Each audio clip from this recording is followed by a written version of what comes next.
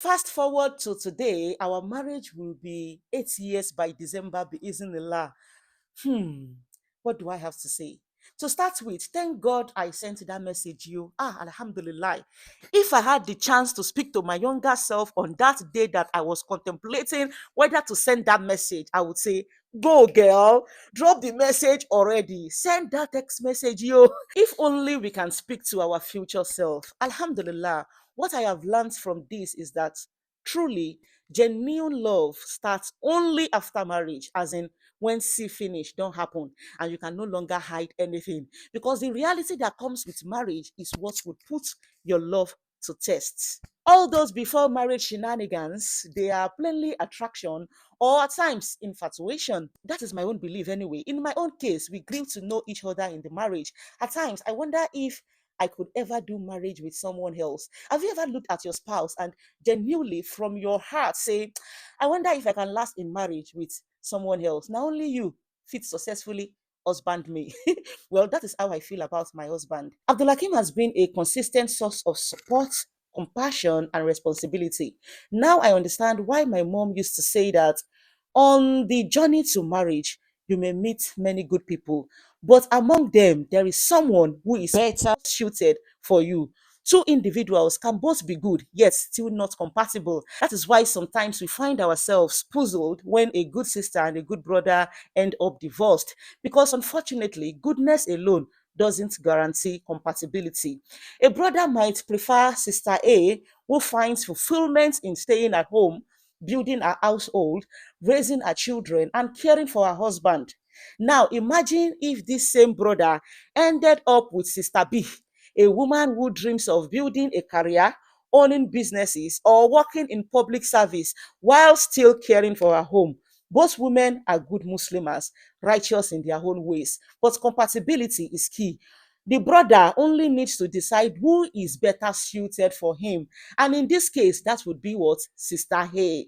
That is why I remain deeply grateful for taking the time to understand my husband's values and mindset before our nikah. Let me give you a perfect example. When I met him, I was already applying for my first master's degree at the University of Ibadan, and he happened to be an alumni of the university. He has already completed his master's degree in same university as at then. So naturally, he supported me 100% in my academic and career journey.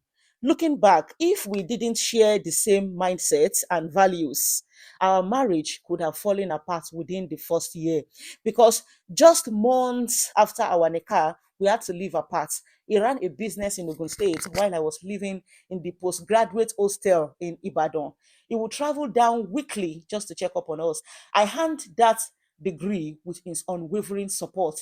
He stayed up late at night studying with me.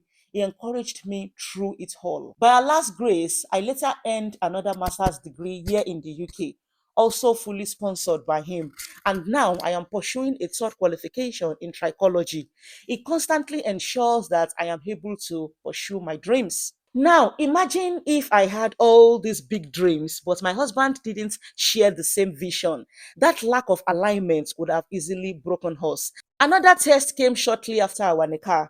My husband suffered a huge financial loss. He owned a thriving poultry farm, but one morning he woke up to a devastating sight of about 5,000 birds dead. Any poultry farmer would understand how crippling that can be. My mom, being a Yoruba woman, started to panic and, with some drama. Hey, come and surprise your mom, you Danile Hoko. If you are Yoruba or African, you can understand the sentiment. In that part of the world, women are often unfairly blamed for misfortune. A child goes astray, they blame the mother. A man has a setback, they said his wife doesn't have a good star. A man dies, they suspect his widow. So when my mom expressed her fears, I just looked at my feet and laughed. I said, Mommy, what is wrong with my leg? Is it because I wear UK size 7 shoes? Should I get bigger legs so that my husband can be rich? She said, Hey, gbogbo nǹkan lẹ́yìn ọmọ yóò kí ń kàkún. To a typical Yoruba mother, everything is spiritual. Alhamdulillah for Islam. When I asked my husband how he felt about losing everything, in that business, like just few months after Nikah. He simply said, Inna lillahi wa inna ilaihi raji'un. I jokingly told him that some people might say my UK size 7 legs were to blame. He didn't even understand at first. He said, do people still think like that? People really need to work on their tawheed. He said he would continue to make istighfar as Allah only tests those that he loves. My husband would often rise in the midnight for tahajjud.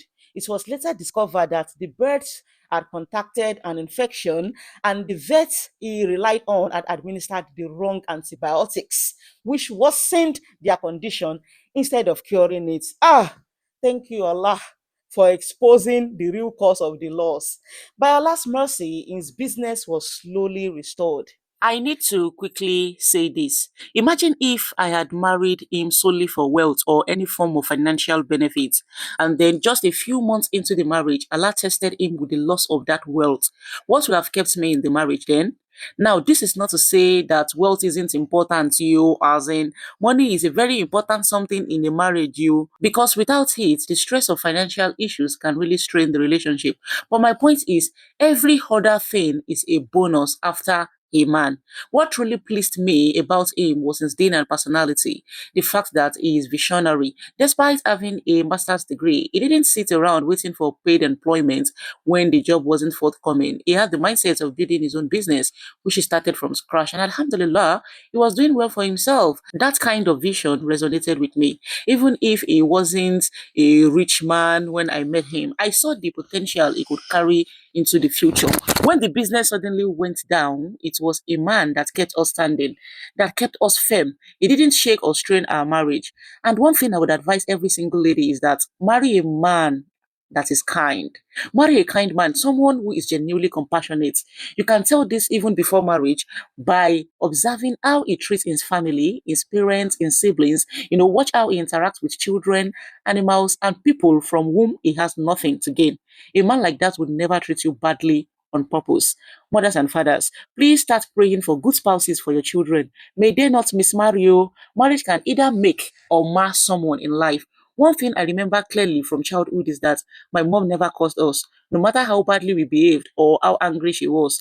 When things were tense, like, those times I would ignore chores and sit down watching Yoruba films. Hey, those years of Ijaomode or Shawurude.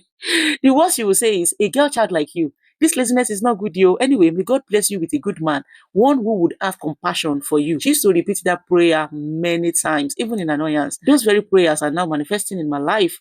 There is no housework my husband cannot help me with to ease my burden. And it has been like that for the past 8 years. Alhamdulillah. Wallahi, that experience taught me a very powerful lesson. Imagine if you didn't have sound Tawheed.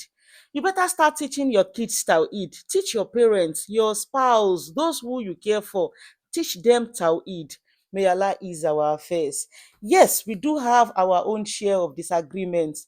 No one is perfect. But as long as it still remains issues like who kept the toilet seat up or who is doing the cleaning today, those ones are minor in the grand scheme of things. I mean, if you have been in a marriage for years and you have never had to worry about kufur, promiscuity, irresponsibility, lies, or emotional and physical abuse, Alhamdulillah, life itself keeps pulling you from every corner. And the last thing one should have to deal with is a bad marriage.